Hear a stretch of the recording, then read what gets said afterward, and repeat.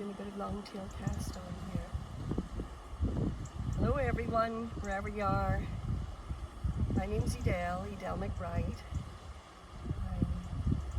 I'm here doing a little bit of knitting on the border. Not exactly knitting. This is a long tail cast on. Great subject of conversation at the minute. But in Ireland, this was a traditional way to cast on with one needle and the left hand wrapping stitches on. So that cast on ridge creates the first stage of your work. But first of all, a little bit about where I am. I grew up very close to here in a world of Aran knitting. In fact, a world I ran away from to study fashion and knit colours other than white Aran.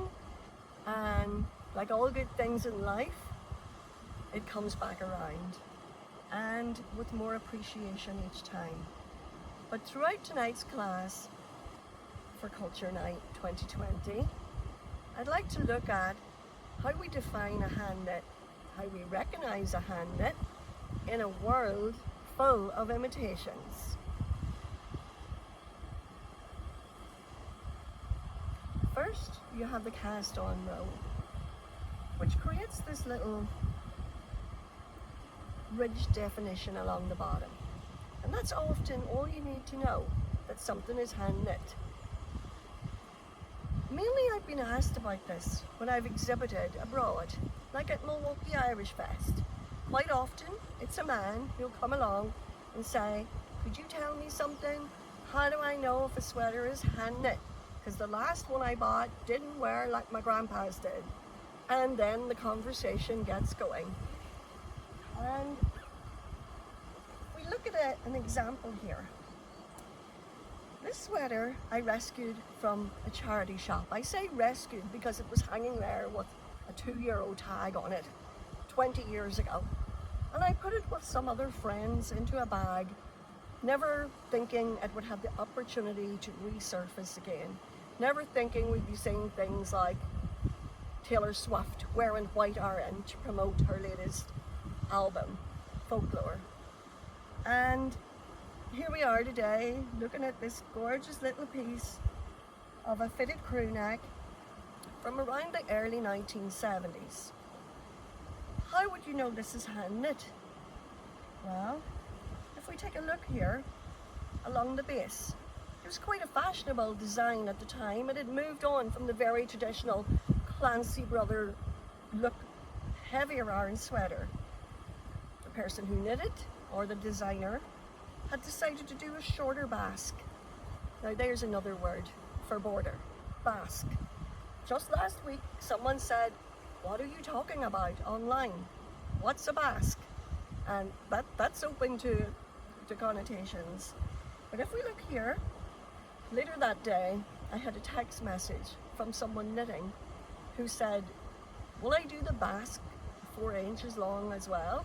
Spelling it B-A-S-K in text talk. So it's very much a word used here in Donegal to denote the base or the border. So on this base, we've got a little turned, what we would call a turned or a twisted rib, where the knit stitches are knit through the back of the stitch. This is very, very indicative of a hand knit. Well, not always would all hand knitters do that, but certainly 99.9% of Aran hand knitters would do a twisted rib. On this particular garment, we can stretch the sides as well and see that it's hand sewn. It's very, very unlikely a machine garment would be hand sewn. A machine Aran garment, that is. While every stitch on this pattern, the trellis, this horseshoe, this diamond, this moss stitch, while every stitch here could be made by power loom, and this sweater made in maybe an hour. Those little details of the twisted rib, the side stitching, which isn't perfect, which is really nice about it, those details show us that someone spent maybe 40 hours making this garment. And therein lies the debate. Why should we compare a mass-produced piece of work that takes 1 hour to make, that's a very, very nice commercial product, with something that someone labored over for 40 hours or more? Very, very dependent on who was making it. For someone, it could have taken a year to make this. It could have been made for love of a friend, a daughter, a gift for someone. Without a doubt, there was a story to this sweater. Will it last another 30 years? Most likely, even with wash and wear. And that's where we come to another part of our Aran definition argument. The handmade product, just like your handmade jug or hand-built table, can last a lifetime.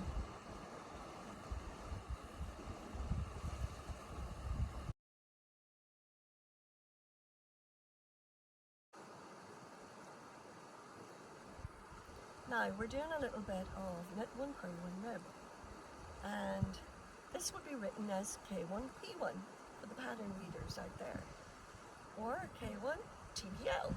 TBL meaning through back of loop. Now I'm on the first row of the rib here, and I won't be going through the back of the loop except on the last stitch. I always do it in the last stitch where I can. So we'll come around the front now, purl one, knit one, TBL. But don't be worrying about that, because we'll look at all the technique up close, back indoors later. This always makes me think on chats I've had with great knitters over the years, when we often talk about how we started out by knitting the ribs. The ribs are the borders. Mommy in the house might have been making one of these a fortnight, in some cases one of these a week, on top of all the household chores and whatever else. And so the children, boys, girls, whoever would take it on, would knit the ribs. And that was a massive saving on time. Let's say on a man's 42 size Aran, and more likely they were 46-inch chest Arans, that would have saved a few hours of work to have the children put the ribs up. And that's how you would say it. Put the ribs up. It had nothing to do with dinner at all. So, you're putting a rib up, sitting on the border like a mad one, but it's a glorious day. You're dying to know what border I'm on. Sure, there's only 260 crossings. It's absolutely beautiful up here. I'm on the outskirts of Ballymofey in East Donegal, and I'm looking at Tyrone here. I know I'd be more closely associated with Derry, being at the craft village there, originally since 1989, knitting this, that and everything. But Donegal borders a couple of counties, Leitrim as well, 3 counties, 4 counties.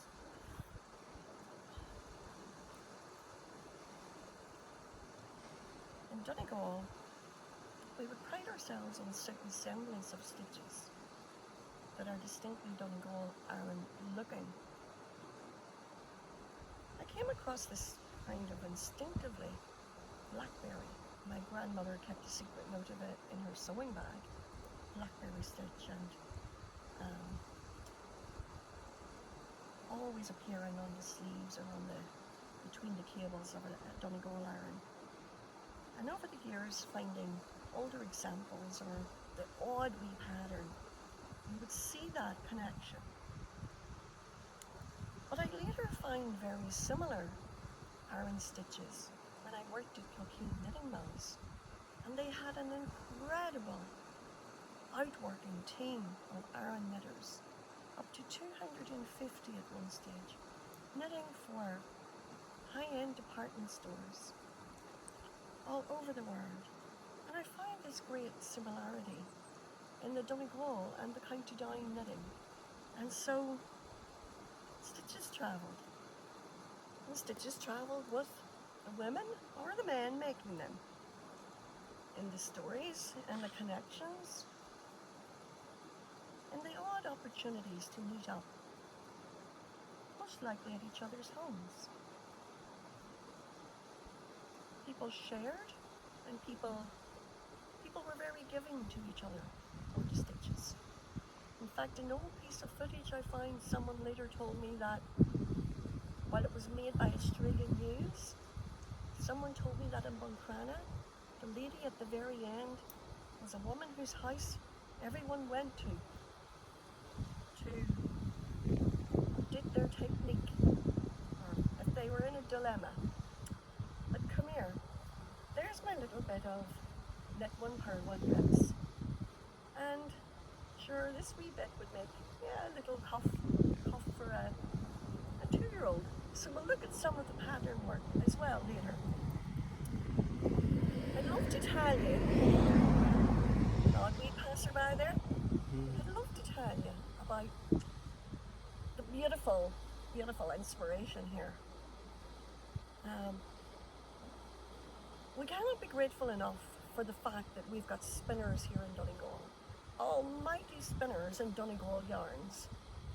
And we also cannot be grateful enough that one of their earliest products, the lovely heather wool, wasn't dropped from the range. Because I can tell you, through the 80s and 90s, when we weren't exactly running around in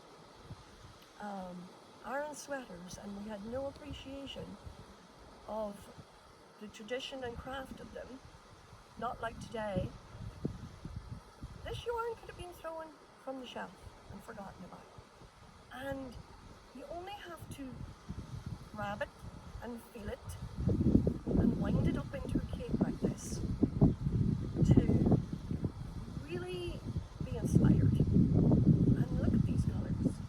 These are new colours in the heather range. I really shouldn't be showing them to anyone. I'd love to just keep them all to myself, but that's not how I feel about it, really. And here's my sleeve lead, which I do keep all to myself. Myself and Nora over there got together on this. It was a dream to go over there. I always wanted to, but it was a dream to go over and make a lovely, gorgeous, multi-speckled yarn with even more tweedy neeps and neps, N-E-P-P-S, in it. On the material side, I should tell you too, you know that it was a weaver discovered how to do this in Donegal. Because these little coloured, gorgeous pieces in the tweed were actually a castaway product. They're little hard bits that won't spin into the yarn. I'm not a spinner, so I may be attacked here for getting this not quite right. But the gist of the story is that he got tired of throwing away all these gorgeous spurs or neeps. They were waste. And he decided to work them into his spin for the tweed. Donegal tweed. Now, children, ribs, material. What else was I going to tell you about? Oh, of course, there's lots of types of ribs and borders. Here I'm working a hat border in a single mauve stitch, which is a knit one, purl one, knit one, purl one, knit one, purl one, like a rib, but on the next row you do it wrong. You do a purl where there should be a knit, so it's basically rib gone wrong. And you alternate every line and you get this lovely little textured stitch, which almost looks like a tweed fabric. And often I'd use that as a border, even on a sweater or on a cuff. And the jacket I'm wearing, I've used a garter stitch. I'm all grass here now. I've used a garter stitch. As we'd have said at school, plain knitting. Knit every line, no purl necessary. Knit, knit, knit, knit, knit, knit, knit. One of the best stitches in the world is the very first one you learn. For someone tempted to try knitting, it's just about get a stitch on there. I call it cross swords. put one needle through the other, cross swords, wind some yarn between them, bring it through the middle and slip it off. That's your knit stitch. It's just a matter of repetition. And that repetition of knitting is what brings on the addiction of the great place to be in. Why you can't put it down at night, why you've got to do another row. And as I said before, a kind of yoga of the 70s and the 60s in Ireland, because I can't quite figure how someone could have fed a household of children and looked about absolutely everything for just an iron sweater every week or two. Albeit there was a lot of necessity involved. While there was very small money involved, it added up. Many's the time I've heard about stairs, a new roof, a trip to America, that was put together from the thrift of the lady at home doing Aran knitting. And I'd like to emphasize, it wasn't just a woman activity. Even at school in my day, my brothers learned to knit. And of course, we now have a world full of male knitters. Wave out to all of you guys.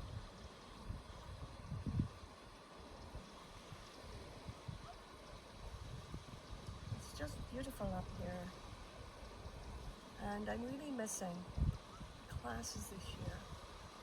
It's great to connect online, it's great to connect at all. But by now, we'd have had hundreds of wonderful knitting visitors through our knitting tours, and I'd be looking forward to a retreat or two now in October. So a bit of withdrawal going on here.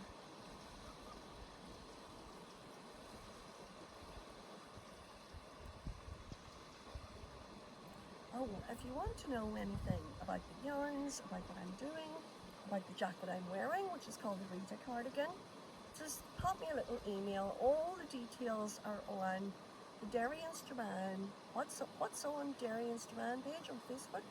Hope I've got that right. What's on NI, What's on Derry Strabane. And the details, of course, on Edel MacBride Designer on Facebook. You can find me on Instagram as well. Edel MacBride, M-A-C.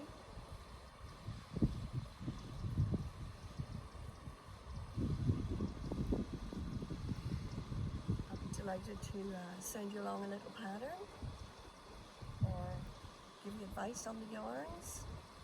I know some of you will be much more into maybe a finer weight of yarn. This is a gorgeous mohair merino sheep and mohair, spun at Donegal. This makes a lighter weight garment, and if you like your fine knitting, this is a beautiful yarn to knit. So just drop me a line and I'll fill you in about any of that. Some of it I may be able to sell you as well, or I can direct you.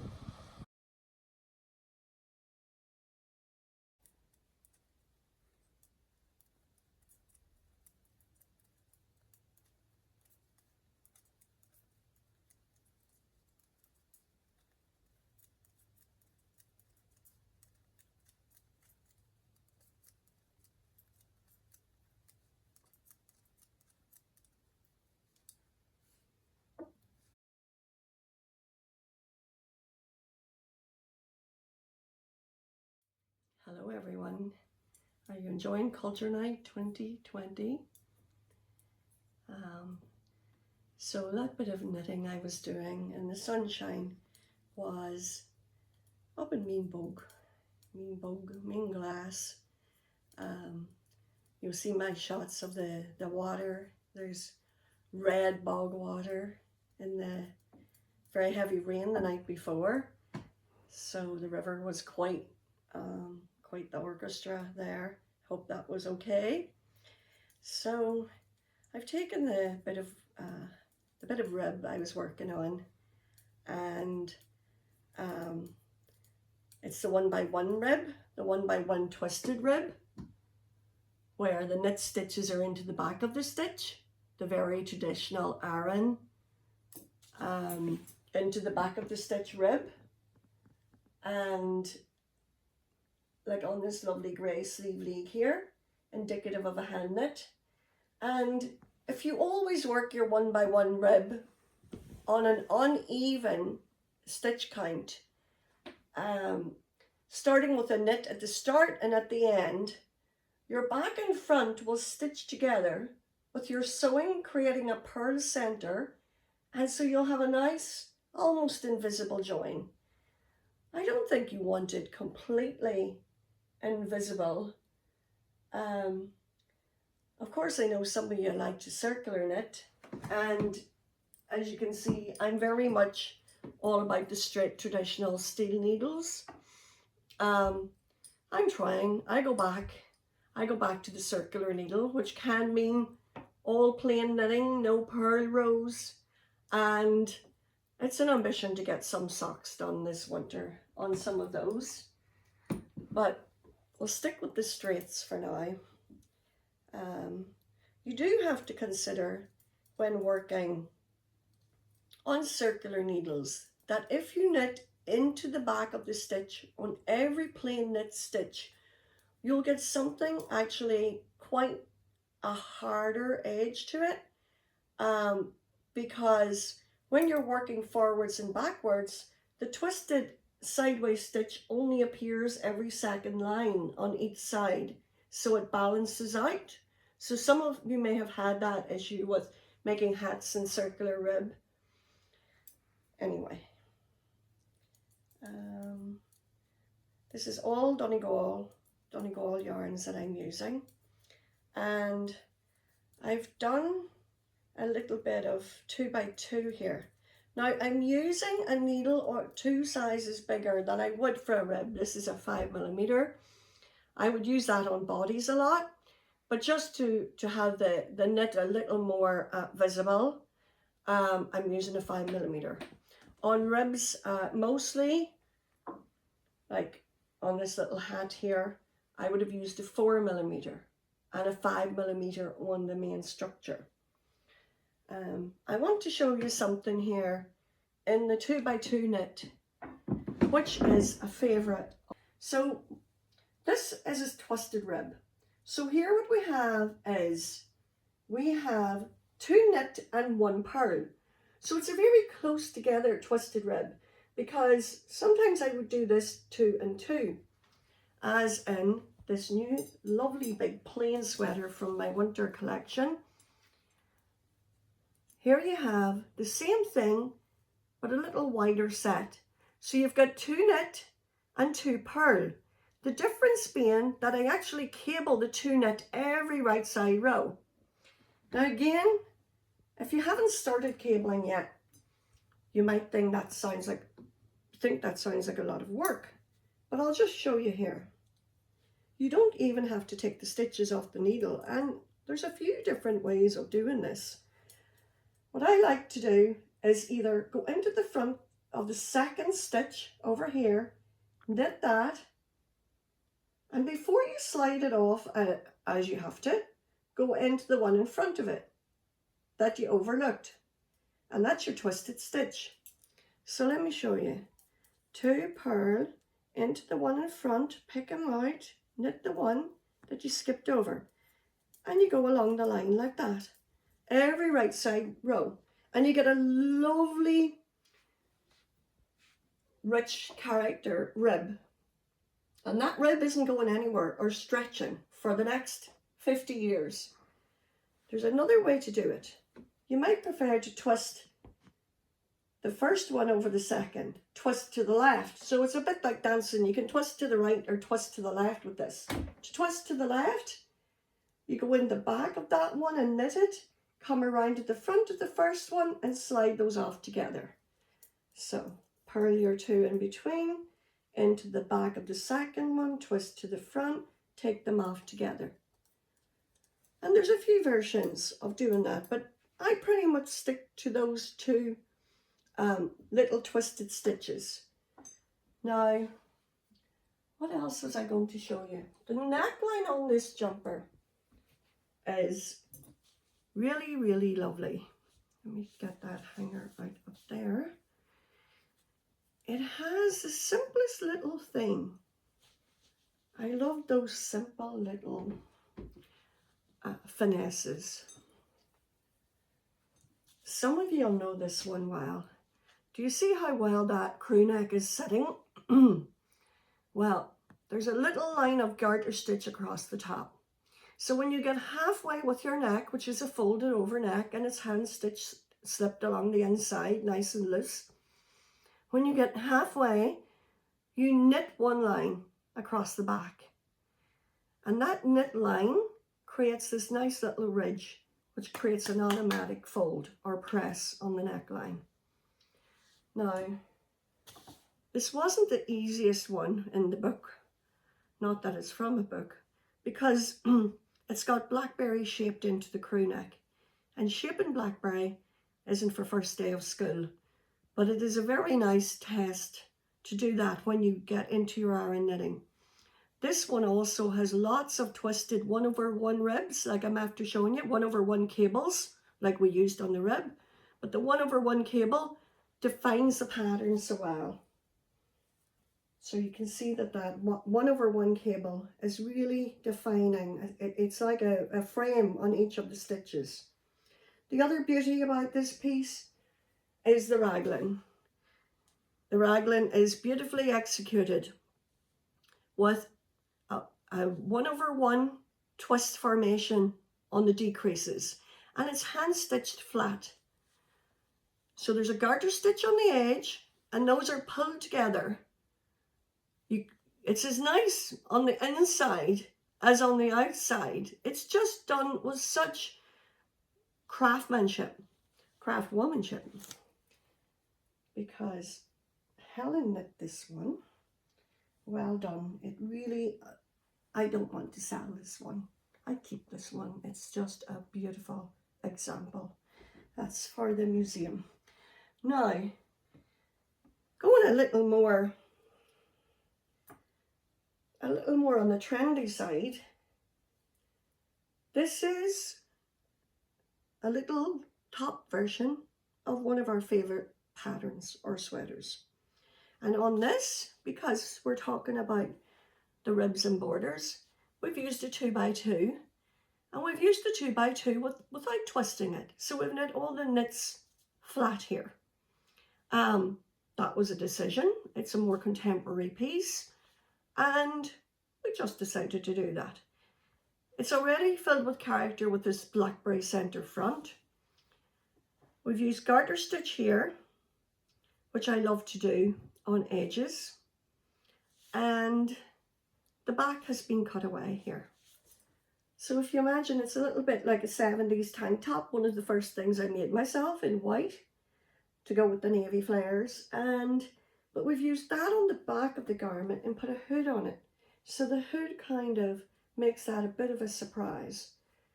And it's a style that could be worn over a shirt or over a t-shirt. Back on the technique.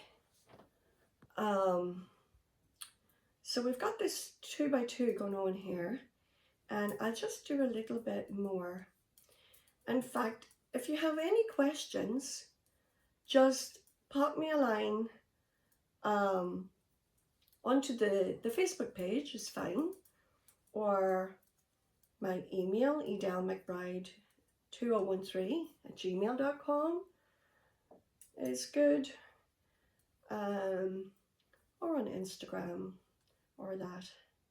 Now I'm going to keep twisting these for a little bit, and the trick is to keep everything close to the top of the needles for speed, but you don't want them all popping off there either.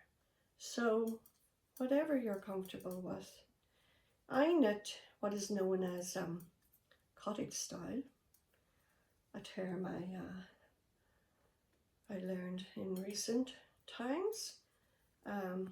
It is a traditional form of knitting with the needle positioned against the arm or under the arm to keep it straight.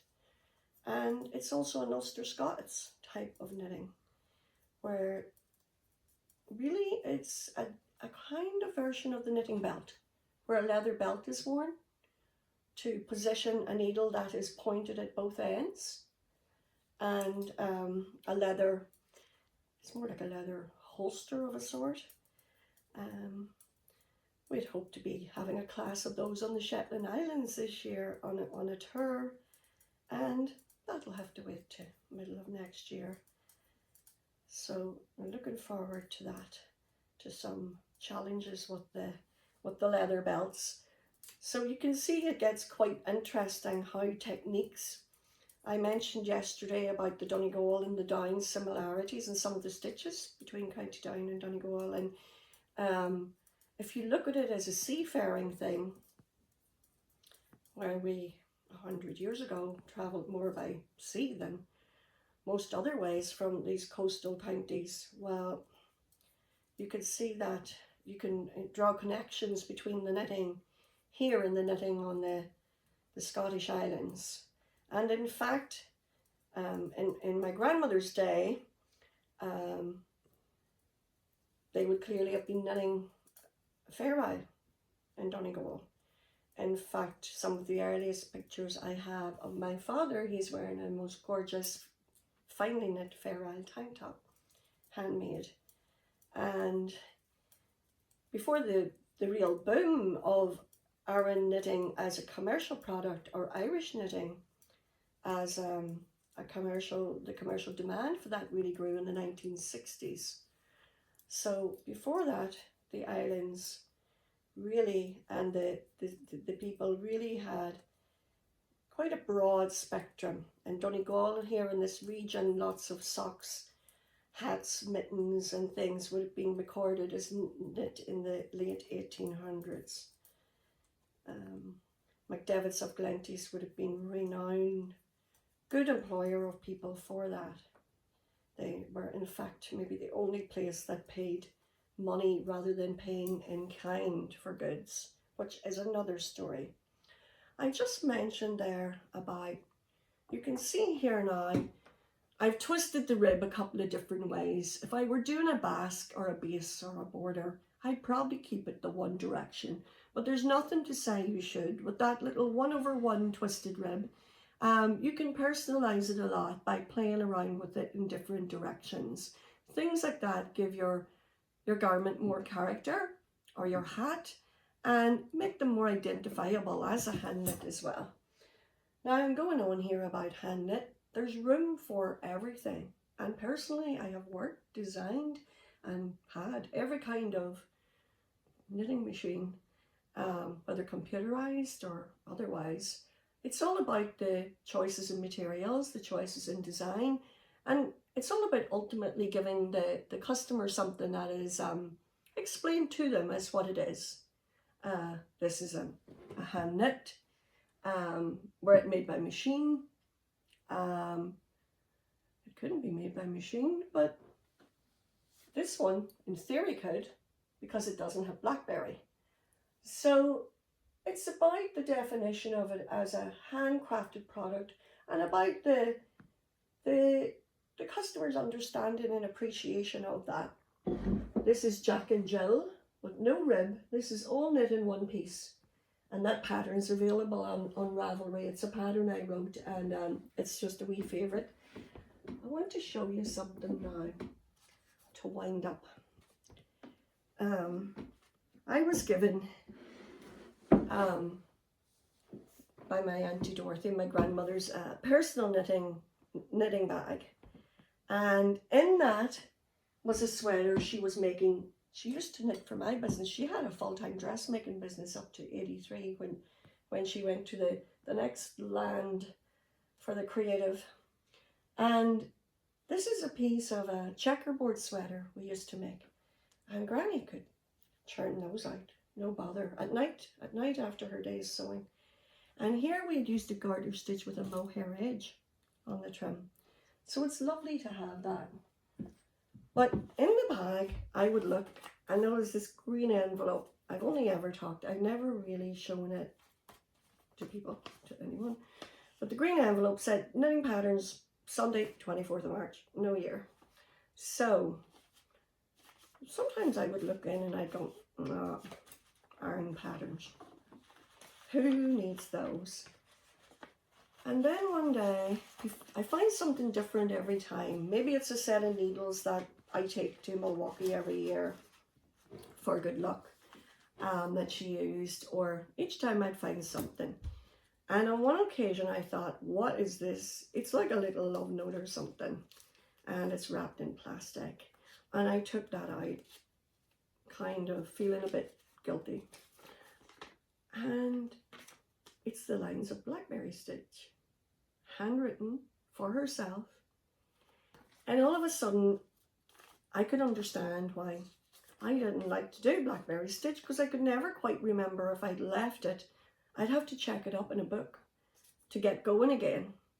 And I realized that it wasn't me, it was Blackberry Stitch. The repetition of it, you might need a little reminder. And this note on my grandmother's encouraged me back to Aran. And at the same time, I started to get phone calls, just an odd one, asking about Aran knitting.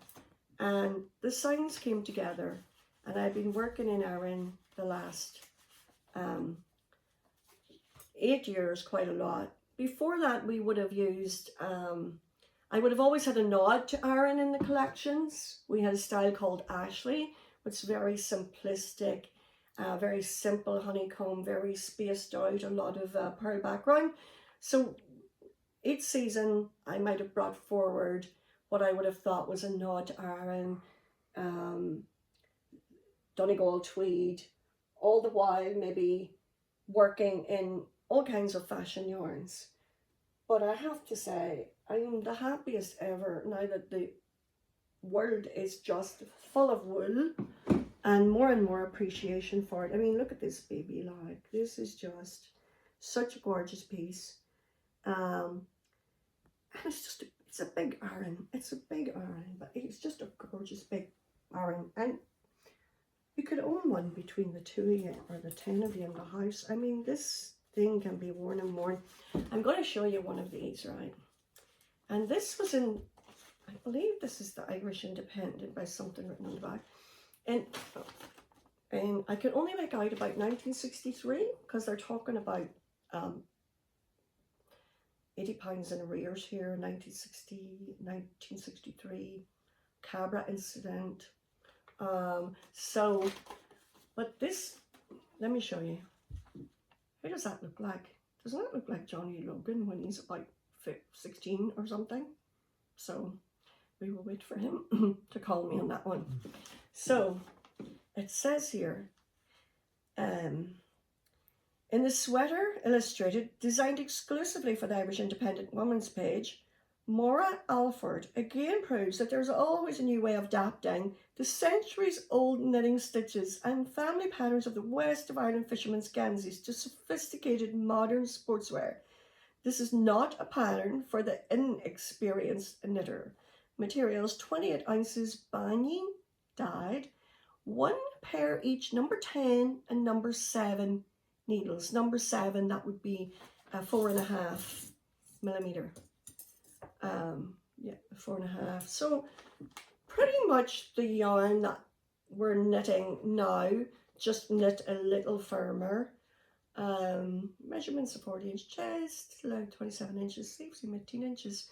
Very much the balance of a sweater, 5 stitches to 1 inch, honeycomb. Very much the balance of an Aran now. And I think, having not seen this pattern knit in Ireland in recent times, like we did knit some of those with the raglan. You usually change something. The polo is not going to maybe work out too good. And but it's just remarkable. This is 40, 50. This is almost 60 years old, and yet seems like relatively recent knitting history to me. That's a bit scary. So we'll have a look through there at another time, and we'll put Granny back where she's. Now I want to